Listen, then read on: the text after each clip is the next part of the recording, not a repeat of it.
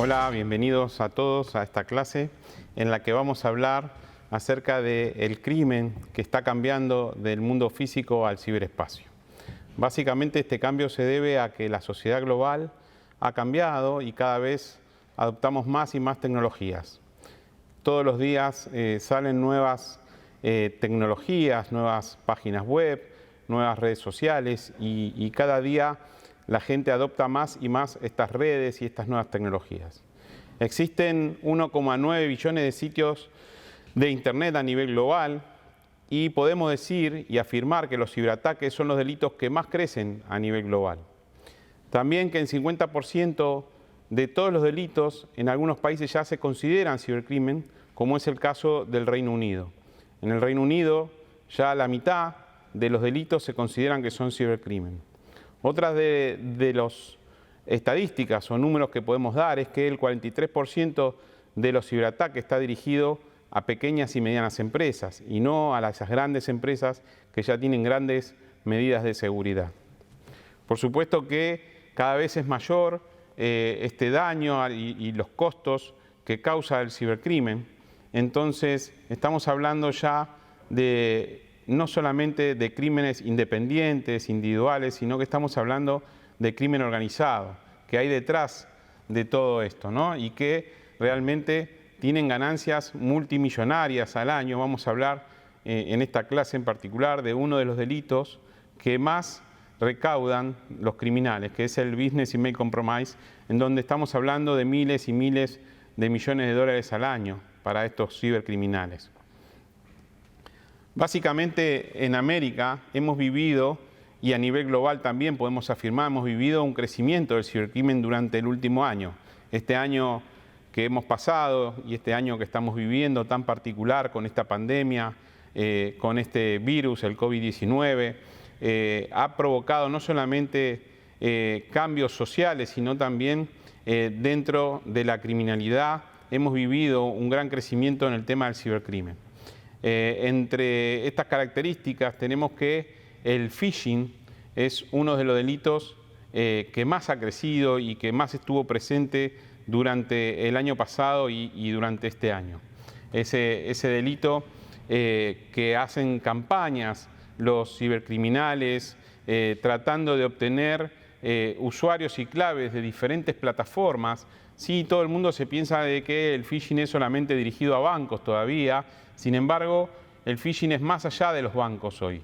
El phishing al principio fue hacia páginas o home banking de estos bancos donde los criminales trataban de obtener el usuario y la clave para entrar al home banking. Sin embargo, hoy no solamente el phishing está dirigido a bancos, que ya cada uno tiene sus mecanismos para evitar el phishing, sino que tenemos otros temas como, por ejemplo, durante la pandemia, todo el mundo se volcó a utilizar estas plataformas de streaming como Netflix, Amazon o Disney y realmente existen phishing dirigidos en donde dan ofertas espectaculares para adherirse a Netflix o alguna de estas plataformas y la verdad que es un engaño para obtener ganancias económicas, ¿no? Es un phishing dirigido a obtener ganancias económicas de alguna manera. Y así, muchísimo phishing estuvo presente durante esta pandemia. En segundo lugar, también aumentaron los mensajes a empleados para robar información. Es un punto fundamental, ¿no? Todo el mundo pasó a trabajar desde casa. Muchísima gente, perdón, no todo el mundo, pero muchísima gente pasó a trabajar desde la casa, el home office. Sin embargo, no estábamos preparados para esto, no estábamos preparados para trabajar desde casa. Y nuestra red hogareña era una red insegura o es una red insegura, en donde quizás hasta hayan compartido la clave con sus vecinos, con gente conocida de su casa y tienen acceso a esa red. Entonces, pasar a trabajar desde un ambiente seguro, como era el ambiente de trabajo, con ciertas medidas de seguridad que nos brinda nuestro trabajo prácticamente sin darnos cuenta, a trabajar desde nuestra casa sin esas medidas de seguridad y simplemente creando una VPN que nos conectaba con nuestros servidores o nuestro ámbito de trabajo, pero no nos daba un ámbito de seguridad. Entonces, los criminales pasaron a robar información a estas personas que estaban de alguna manera más vulnerables. En tercer punto, están las campañas de ransomware que afectan realmente a grandes, pequeñas y medianas empresas y también a personas, a individuos independientes, ¿no? Donde este código malicioso, este malware llamado ransomware, se instala llega a través de un correo, un adjunto, y hace clic la persona, se instala, encripta y luego pide rescate. Pero la característica de estos nuevos modelos de ransomware que no solamente encriptan y piden el rescate de la información del servidor, de las computadoras, sino que también roban información y los criminales amenazan en publicar esa información si no pagan el rescate por esa información. Entonces, básicamente son nuevos modelos de ataques que estamos viviendo y que se han vivido acá en Argentina, en empresas grandes de telecomunicaciones, en organismos, instituciones del Estado, y realmente hemos vivido esta situación del ciberataque. No es algo que está lejano a nosotros, que es lejos, sino que es real y está presente en Argentina también. En cuarto lugar, un tema que no me voy a expandir, pero que sí es importante y que seguramente otros profesores van a hablar de eso, es el tema de material de explotación sexual infantil en línea, y seguramente es un tema que estuvo muy presente durante este año de pandemia, pero que seguramente otros expertos podrán expandirse más en la temática. Los phishing, que era el punto principal de todo esto, llegan a través de correos electrónicos también, sitios web fraudulentos que encontramos que están diseñados justamente para esto, que pueden parecer legítimos, son iguales porque clonar un sitio web es muy sencillo, es muy fácil, pero realmente no es fácil darse cuenta de que estamos ante un sitio fraudulento y realmente la gente ingresa confiando en eso y ingresa su usuario, su contraseña, sin saber que le está suministrando esa información a los criminales. Pero también aparece un nuevo modelo en donde aparece el fraude telefónico mezclado con el phishing, y ese fraude telefónico que también son llamadas o SMS en donde se hacen pasar por empresas, funcionarios de gobierno, organismos de salud, y ofrecen algún tipo de solicitud de pago a cambio de algún beneficio, ¿no? Y esos fraudes telefónicos en nuestra región, en Latinoamérica, están muy presentes. Estamos trabajando muchísimo en algunos países de Sudamérica sobre el tema del fraude telefónico, que está muy, muy presente. Y está complementado con el phishing. Así que básicamente es lo que estamos viviendo actualmente. Uno de los temas que estuvo presente durante este año de pandemia es el Business Email Compromise, es el correo empresarial comprometido, y es un delito que realmente se empieza a comparar en los niveles de recaudación con el narcotráfico, en donde miles de millones de dólares recaudan estos criminales con estas operaciones. En una sola operación de BEC sacan mínimo $600.000, desde $600.000, $1 millón, $1,5 millones, hasta $50 millones en una sola operación. Realmente es mucho dinero por cada operación. Si hablábamos del ransomware anteriormente y que se cobra en Bitcoin, estamos hablando de miles de dólares nada más por un rescate de una computadora o de un servidor. Sin embargo, cuando hablamos de BEC ya hablamos de millones de dólares. Y eso es el tema muy característico.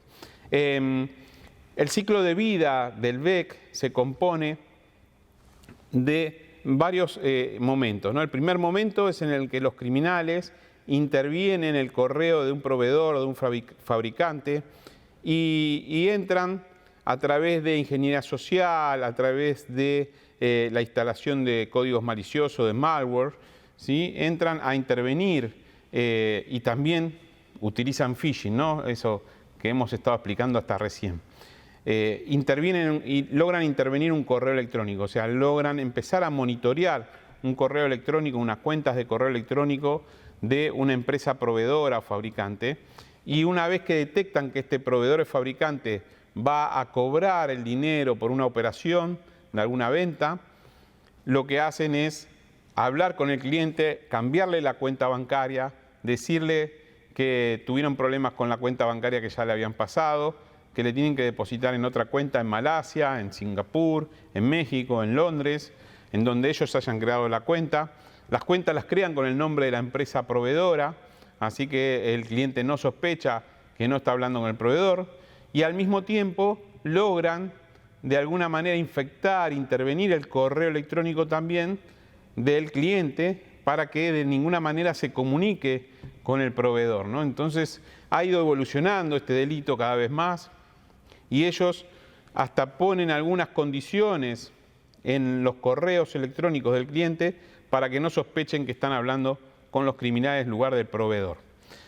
Una vez que el cliente acepta hacer el pago en esa cuenta bancaria, se hace el pago, los criminales a través de mulas y de un servicio, un sistema de lavado de dinero, se hacen de ese dinero. Eso es básicamente el BEC, es que los criminales empiezan a interactuar con el cliente de un proveedor o fabricante para desviar ese pago, ¿no? Y eso pasa muy habitualmente, y pasa en Argentina, y pasa en todos los países de Latinoamérica, y pasa en casi todos los países del mundo. Y normalmente las víctimas dicen: no sabíamos que estábamos ante un delito, que nunca habían sospechado, y cuando empiezan a averiguar es algo muy común lo que les había pasado, ¿no? Lo característico de esto es que el criminal está en un país, el proveedor, el fabricante está en otro país, el cliente está en otro país, el banco está en otro país, y muchas veces la evidencia puede llegar a estar en otro país. O sea que estamos hablando de que en una sola operación de este tipo intervienen 6 países o más. Entonces es muy complejo, y esto es hacia dónde vamos, ¿no? Hacia el crimen transnacional, hacia el cibercrimen transnacional, en donde no existen fronteras, en donde la víctima está en un país y el criminal en el otro. Ustedes se van a encontrar mucho con estas situaciones. Es muy raro encontrar que el criminal y la víctima están en el mismo país, y más en este tipo de delitos.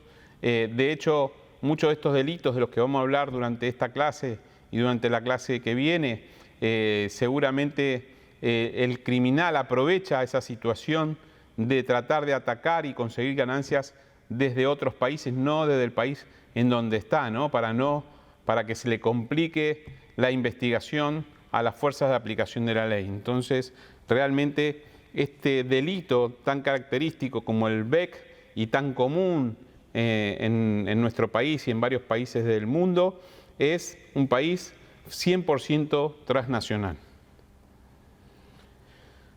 ¿Qué componentes tiene este Business Email Compromise? Bueno, en principio el acceso ilegal, ¿no? Los delincuentes acceden a dispositivos, a sistemas, mediante piratería, mediante la instalación de phishing, de software malicioso, y ese es el primer punto, el acceso ilegal que tienen los criminales a las cuentas o al servidor de correos de un proveedor o un fabricante.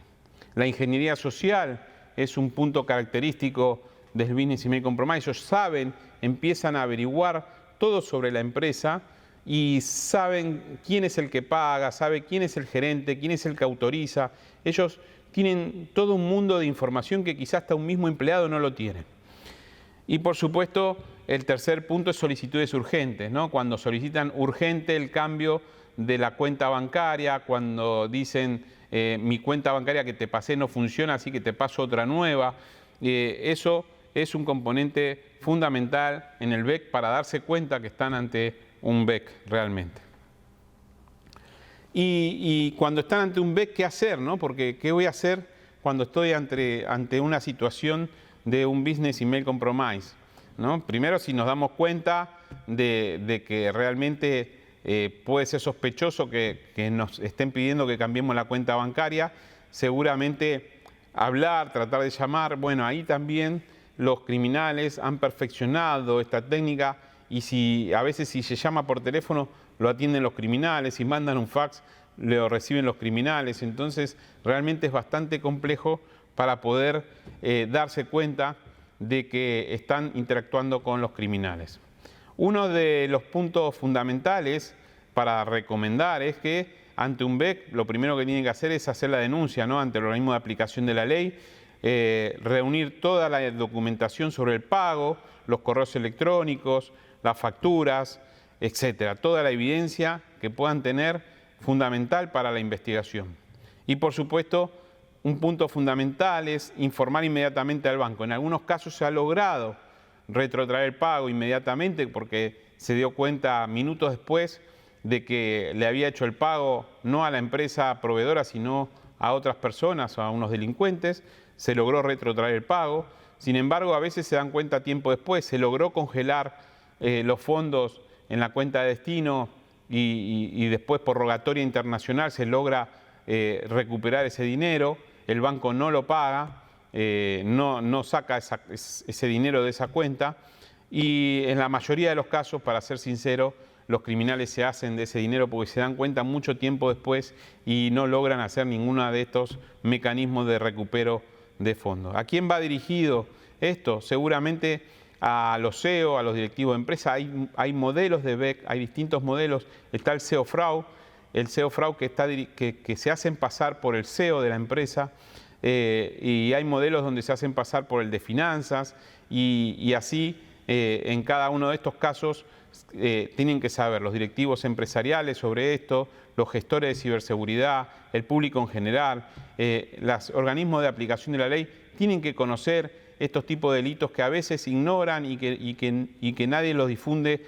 adecuadamente. El último punto para hablar el día de hoy es de ransomware y que yo ya había hablado un poco, había explicado lo que era el ransomware. Sin embargo, comentarles y decirles que durante esta época de pandemia no solamente los criminales han atacado empresas, han atacado empresas de telecomunicaciones o instituciones del Estado, sino que también instituciones de salud, hospitales, y eso es realmente algo destacable, que hay varios hospitales de nuestra región que han sido atacados con ransomware justo en este momento de pandemia en el que más se necesitaba. Los criminales no han tenido escrúpulos de tratar de conseguir ganancias económicas atacando hospitales. También tener en cuenta de que se debe proteger la red instalando software, antivirus, firewall, realizar escaneos de seguridad, actualizar los parámetros de seguridad son importantes. Eso es importante para evitar este tipo de ataques con malware, pero nunca descargar archivos de sitios no confiables y no hacer clic en archivos adjuntos a correos que no sepamos de dónde viene. Esos son puntos fundamentales en todo esto porque este tipo de malware como el ransomware y otros que vamos a ver más adelante en la siguiente clase están presentes dentro de correos adjuntos.